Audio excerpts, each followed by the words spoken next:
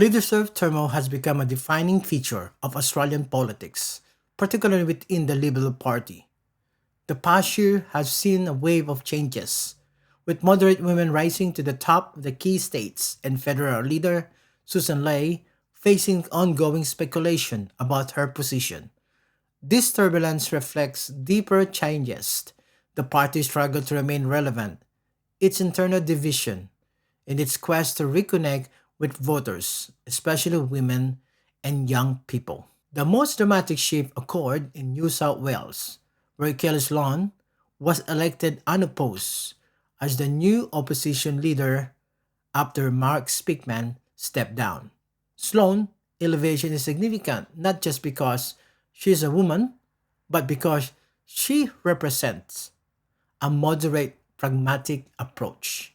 In her first comments as a leader, she struck a tone of both gratitude and determination. Really grateful to my colleagues for their trust, for the faith they have in me, and for their commitment as we work relentlessly to hold Labor to account and provide a clear choice in the lead up to the 2027 election.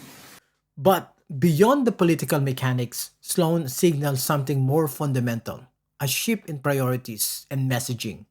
She positioned herself as a party focused on families and everyday concern. Commitment is pretty simple, that the coalition under my leadership will work relentlessly for families. Families will be at the heart of everything we do, no matter what your family looks like or where you live. Families must be at the heart, and the Liberal Party has always understood that strong families mean we have a strong state. So we need to do better. We need to have a vision. We need to be optimistic. I'm an optimistic person. I lead a great team. I've got great faith and hope that over the next year, we're going to put up the fight to Labor. This message, carefully crafted to appeal to a broader electorate, particularly those who feel alienated by the party's recent direction. It's inclusive, practical, and deliberately focused on live experience rather than ideology. The federal scene is more volatile. Susan Ley has been under pressure since taking over the leadership 6 months ago, with persistent speculation about challenges and internal dissent. But Ley has pushed back against narrative of destructive and division. Well, I don't agree with your characterisation of that question. I want to thank Mark Speakman for his leadership of the New South Wales Liberals and say that Kelly Sloan will do an outstanding job with the team there. And it's important that state Liberal parties go about their business as they do every day of the week. It's important for us, it's important for me as the federal Liberal leader to talk to Australians about our serious, compelling, credible policy alternative in the lead up to the next election. And central to that is the cost of energy. Affordable energy is our priority. It's vital for households and businesses. It's just too important for this government to ignore. I look forward to the next parliamentary sitting and holding this government to account. Ley's response reflects the difficult position she's in, trying to demonstrate unity and purpose while acknowledging that leadership speculation is a constant background noise. She attempting to frame her leadership around policy substance rather than internal politics. The broader challenges for the Liberal Party is one of the identity and relevance. Political observers note that the party is struggling to connect with key demographic, particularly women's and younger voters. The elevation of moderate women leaders in New South Wales and Victoria seems as an attempt to address this. But questions remain about whether symbolic change is enough without substantive policy shift. Sloan herself has acknowledged the deeper work required. Well, I bring my own personal style to leadership. I'll be consultative.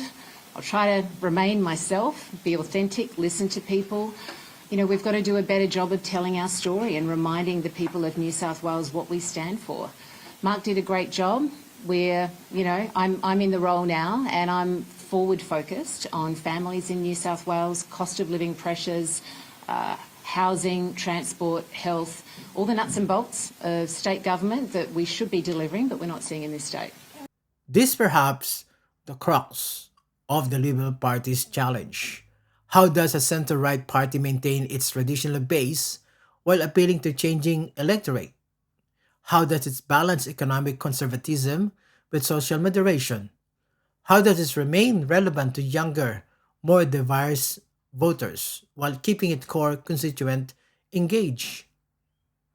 The leadership changes come at a critical time, with the next federal election now within striking distance.